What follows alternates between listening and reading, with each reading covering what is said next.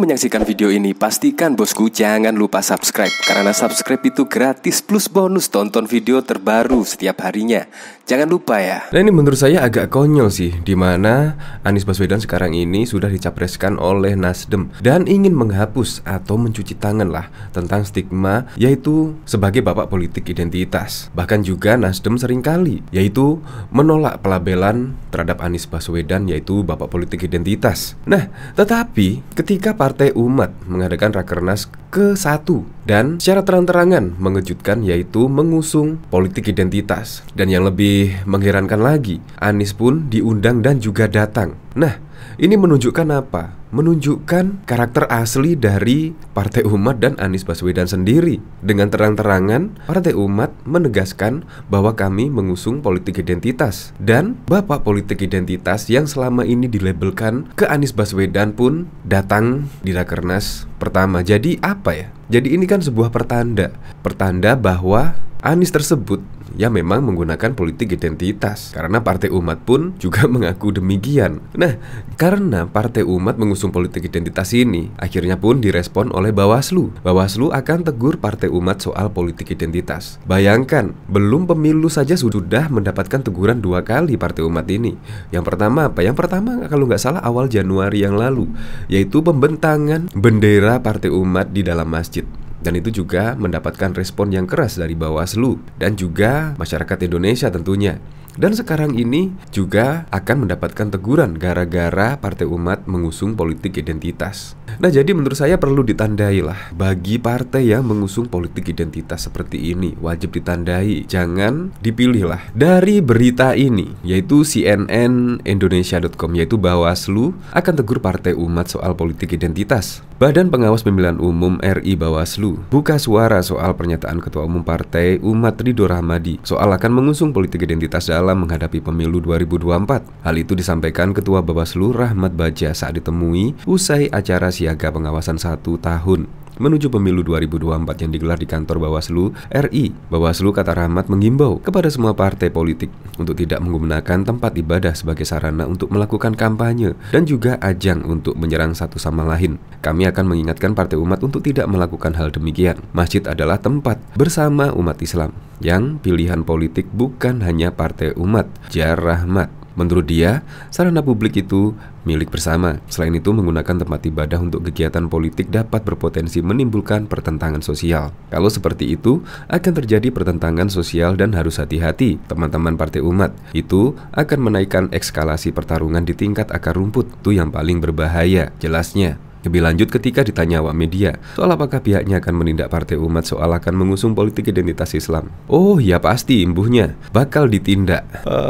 Memang lucu sekali di Partai Umat.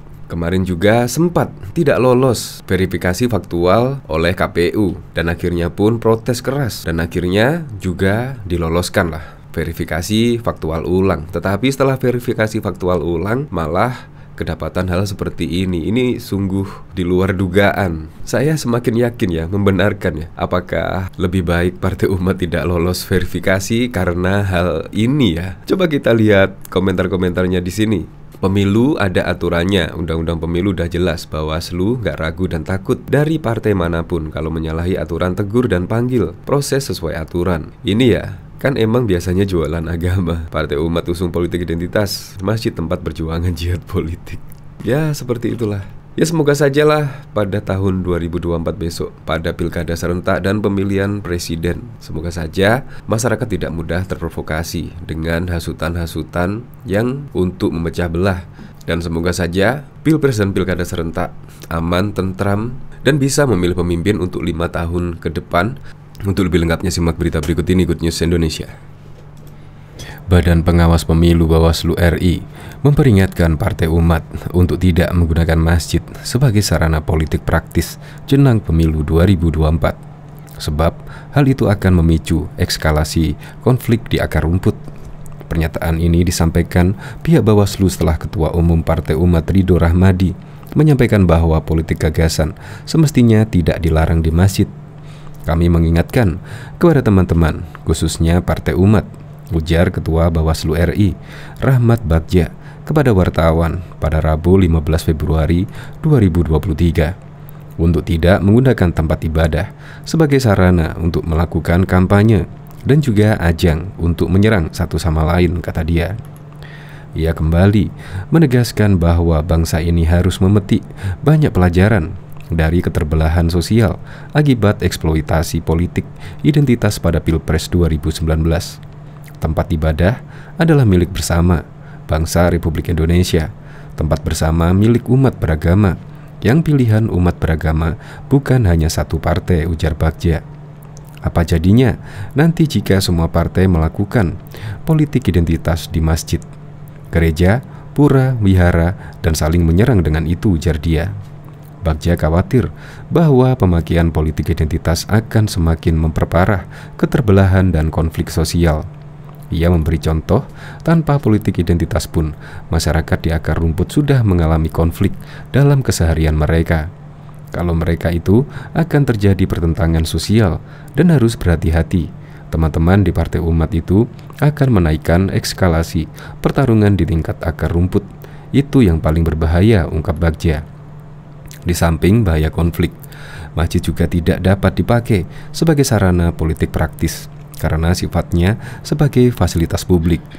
Hal yang sama berlaku untuk sekolah dan juga kampus. Masjid adalah tempat bersama umat Islam. Yang pilihan politik bukan hanya Partai Umat, ujar Bagja.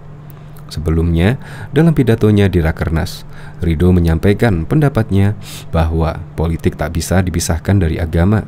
Sedangkan nilai-nilai moralitas agama memberikan referensi yang absolut, yang permanen, yang tidak pernah berubah lintas zaman, lintas generasi. Kemudian kalau kita pisahkan dari politik, maka politik kita yang tanpa arah, politik yang nanti referensinya kebenaran yang relatif situasional, ujar Ridho. Atas dasar itulah Ridho berani menyebut Partai Umat penganut politik identitas. Menurut Ridho, politik identitas adalah politik yang Pancasilais. Dalam pidatonya, Ridho juga menyinggung bahwa politik gagasan semestinya tidak dilarang di masjid. Sebab menurut dia, hal yang seharusnya dilarang di masjid adalah politik provokasi. Yang seharusnya dilarang di masjid bukanlah politik gagasan, tapi politik provokasi. Keduanya sangat berbeda, ujar Ridho. Bahkan, Ketua Cyber Indonesia Husin Shihab atau Husin Habib Husin mengkritik tajam sikap Partai Umat yang terang-terangan mengakui mengusung politik identitas. Ia menilai partai politik parpol yang didirikan Amin Rais itu tidak bermutu. Parpol nggak bermutu, tegasnya, dikutip fajar.co.id dari cuitannya di Twitter pada Selasa 14 Februari 2023. Tidak hanya itu, ia mengajak agar partai yang telah mendeklarasikan dukungannya kepada Anies Baswedan untuk pemilihan presiden ini ditenggelamkan. Mari kita bangun soliditas dan solidaritas, tenggelamkan partai politik yang dapat merusak bangsa ini ke depan, ujarnya. Menurutnya, pengakuan Partai Umat soal jati dirinya mengancam kerukunan beragama juga bisa memantik konflik antar umat. Mereka semakin menunjukkan jati dirinya. Politik identitas keagamaan ini yang akan memicu konflik antar umat beragama seperti di Syria, jelasnya. Diketahui sebelumnya, Ketua Umum Partai Umat Ridho Rahmadi menegaskan partainya memang menggunakan politik identitas. Menurutnya, tanpa agama politik akan kehilangan arah. Lebih jauh, narasi negatif politik identitas dianggapnya sebagai proyek besar sekularisme yang menghendaki agama dipisahkan dari segala sendi kehidupan termasuk politik. Partai Umat menggelar sesi diskusi bersama mantan Gubernur DKI Jakarta Anies Baswedan dalam Rakernasnya. Dalam kesempatan itu, Ketua Umum Partai Umat Ridho Rahmadi menanyakan pendapat Anies tentang politik identitas. Partai-partai yang berbasis Islam ataupun berbasis masa Islam itu sekarang disudutkan dengan narasi-narasi yang mereka bilang politik identitas, identik dengan kekerasan dan lain sebagainya. Padahal kita tahu kalau politik tanpa landasan atau referensi utamanya itu moralitas atau etika yang absolut, permanen itu nanti jadi kehilangan arah. Kalau kita terjebak dalam revitalisasi, nanti kita tidak bisa konsen dan terjebak dalam hal-hal yang benar, besok menjadi salah. Mohon tanggapannya Pak Anies, ujar Ridho dalam Rakernas Partai Umat di Asrama Haji, Jakarta Timur pada Selasa 14 Februari. Anies kemudian menjawab pernyataan itu dengan menceritakan pengalamannya pada Pilkada DKI Jakarta 2017 silam. Dia menyebut segala label ditempelkan kepada pemenang. Saya pakai pengalaman saja Pak Ketum. Ketika pemilu Pilkada 2017 di Jakarta, semua label itu ditempelkan kepada yang terpilih. Semua label ditampilkan apapun nama labelnya. Tapi saya sampaikan kami tidak akan menjawab itu semua dengan lisan, karena seluruh pelabelan itu untuk menciptakan persepsi, kata Anies. Menurutnya, persepsi tersebut bisa diciptakan minimal dengan dua pendekatan. Salah satunya dengan strategi komunikasi. Satu dengan strategi komunikasi, di mana begitu banyak orang mengatakan ini adalah secangkir air putih. Tapi kalau kita pakai strategi komunikasi, ada 100 orang bilang ini adalah air keras. Terbentuklah persepsi ini adalah air keras. Kemana terbentuk persepsi ini air keras? Karena ada 100 orang rame-rame yang bilang ini air keras, ujarnya.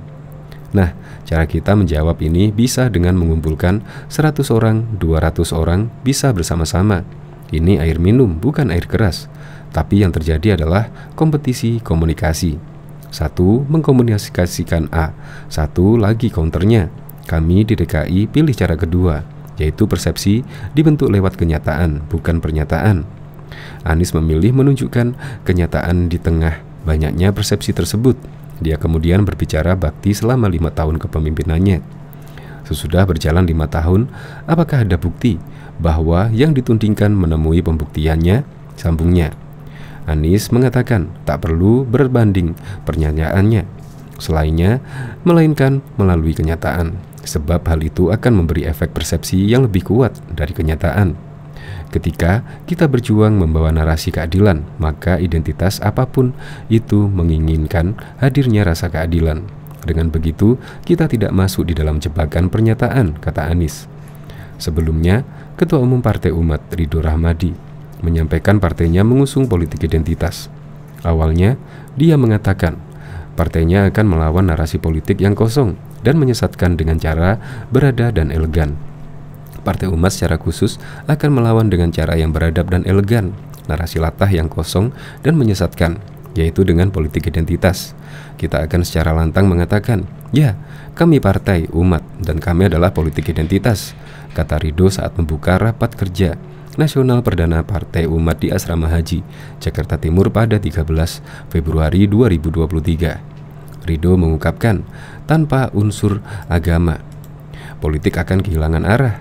Dia lalu menilai memisahkan agama dengan politik adalah proyek sekularisme. Tanpa moralitas agama, politik akan kehilangan arah dan terjebak dalam moralitas yang relatif dan etika yang situasional. Ini adalah proyek besar sekularisme yang menghendaki agama dipisah dari semua sendi kehidupan, termasuk politik. Dengan demikian perlu dipahami bahwa sungguhnya justru politik identitas adalah politik yang Pancasilais, terang dia. Diketahui Ketua Badan Pengawas Pemilu Bawaslu RI Rahmat Bagja mengingatkan Partai Umat agar tidak memakai tempat ibadah sebagai tempat kampanye politik. Hal itu disebutkan akan memicu eskalasi konflik di akar rumput. Bagja mengingatkan partai baru itu usai Ketua Umum Partai Umat Ridho Rahmadi menyampaikan bahwa politik gagasan seharusnya tidak dilarang di masjid. Kami mengingatkan kepada teman-teman, khususnya Partai Umat, untuk tidak menggunakan tempat ibadah sebagai sarana melakukan kampanye dan juga ajang untuk menyerang satu sama lain, ujar Bagja dikutip kompas.com pada Rabu 15 Februari 2023. Bagja mengkhawatirkan potensi konflik yang mungkin terjadi jika tempat ibadah dipakai sebagai sarana politik praktis. Tindakan seperti itu menurutnya dapat memperparah keterbelahan dan konflik sosial. Ia menyebut Indonesia mesti mengambil pelajaran dari keterbelahan akibat politik identitas selama di Pilpres 2019. Menurutnya, tanpa politik identitas, masyarakat di akar rumput sudah mengalami konflik sehari-hari, ujarnya. Kalau begitu, itu akan terjadi pertentangan sosial dan harus hati-hati. Teman-teman di Partai Umat itu akan menaikkan eskalasi pertarungan di tingkat akar rumput. Itu yang paling berbahaya, lanjutnya. Bagja juga menegaskan, masjid adalah fasilitas publik yang menjadi tempat bersama umat Islam, termasuk di luar golongan Partai Umat. Ia menegaskan fasilitas seperti tempat ibadah dan sekolah tidak bisa digunakan sebagai tempat kampanye. Sebelumnya, di Rakernas Partai Umat, Ridho Rahmadi berpendapat bahwa politik tidak bisa dipisahkan dengan agama. Ia pun menyebut berpolitik seharusnya tidak dilarang di masjid asal bukan politik provokasi. Bahkan Badan Pengawas Pemilu, anggota Bawaslu Loli Suhenti memprediksi politik identitas akan digunakan oleh oknum politisi pada pemilu 2024. Oleh karena itu, Bawaslu mengharapkan dukungan dari tokoh-tokoh agama dalam mencegah politik identitas. Perihal pertama yang harus disepakati kedua belah pihak adalah definisi tentang politik identitas. Pertama, kita Bawaslu dengan tokoh agama harus menyepakati definisi tentang politik identitas dan politisasi SARA, suku, agama, ras, dan antar golongan, katanya di Jakarta pada Kamis 8 September 2022. Dikatakan Loli, definisi politik identitas atau politisasi SARA sangat penting. Terlebih hukum pemilu tidak memberi pengertian yang jelas terkait hal tersebut. Jika merujuk pada pasal 280 Undang-Undang Nomor 7 Tahun 2017 tentang pemilihan umum, tidak ada penjelasan yang detail tentang pengertian politik identitas.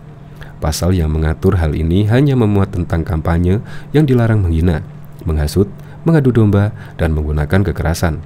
Tidak ada definisi dalam penjelasan Undang-Undang Pemilu sebagai rujukan kita, terangnya. Selain masalah penjelasan politik identitas, lanjutnya ada hambatan dalam pengawasan dugaan politik identitas, karena Bawaslu mengawasi apa yang diatur dalam Peraturan Komisi Pemilihan Umum (PKPU). Loli menjelaskan, Bawaslu harus memiliki rujukan jelas untuk mengawasi kampanye tanpa politik identitas. Terlebih masyarakat memiliki harapan yang tinggi terhadap Bawaslu untuk mencegah dan menindak dugaan pelanggaran kampanye yang menggunakan politisasi SARA. Orang tidak pernah mau tahu, kami dibatasi oleh regulasi yang orang tahu tidak boleh ada politisasi SARA, jelasnya. Koordinator Divisi Pencegahan, Partisipasi Masyarakat, dan Hubungan Masyarakat Bawaslu ini mengingatkan bahaya politik SARA. Dari sudut pandangnya, politik identitas atau SARA merupakan kampanye hitam yang mudah dikerjakan dan digunakan dengan biaya yang murah. Oleh sebab itu, tindakan pencegahan harus bisa mengantisipasi kemungkinan menggunakan politik identitas atau SARA selama tahapan-tahapan pemilu 2024. Politisasi SARA ini menjadi isu yang sangat mudah digunakan, mudah untuk menggerakkan, murah biayanya, dan cepat responnya dalam situasi kita hari ini, terang Sri Kandi pemilu asal Jawa Barat ini.